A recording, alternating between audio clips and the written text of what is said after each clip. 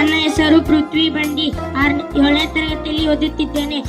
ಸಚೇತನ ಕಾರ್ಯಕ್ರಮ, ನನ್ನಲ್ಲಿ ಕಲಿಕೆ, ಪೋಷಕರ ಪಾತ್ರ, ಪೋಷಕರ ಸಭೆ, ಮನೆಯಲ್ಲಿ ಕಲಿಕಾ ವಾತಾವರಣ, ಪೋಷಕರ ಮಕ್ಕಳಿಗೆ ಮನೆಯಲ್ಲಿ ಓದಲು ಮತ್ತು ಬರೆಯಲು ಪ್ರತ್ಯೇಕ ಜಾಗ ಹಾಗೂ ಸಮಯವನ್ನು ಒದಗಿಸುವುದು ಹಾಗೂ ಕಲಿಕೆಗೆ ಪೂರಕವಾದ ವಾತಾವರಣ ನಿರ್ಮಿಸುವುದು.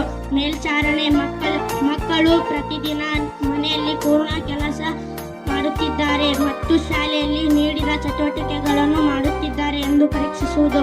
ಶಿಕ್ಷಕರೊಂದಿಗೆ ಸಹವಾಕ, ಶನಿವಾರದ ಸಭೆಯಲ್ಲಿ ಭಾಗವಹಿಸಿದ ತಮ್ಮ ಮಕ್ಕಳ ಕಲಿಕಾ ಪ್ರಗತಿ, ವರ್ತನೆ ಮತ್ತು ಸಮಯವನ್ನು ಬಗ್ಗೆ ಶಿಕ್ಷಕರೊಂದಿಗೆ ಚರ್ಚಿಸುವುದು.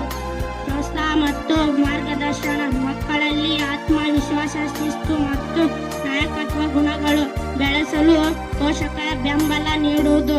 ಚಟುವಟಿಕೆ ಆಧಾರಿತ ಕಲಿಕೆ, ಮನೆಯಲ್ಲಿ ಪೋಷಕರ ಜೊತೆ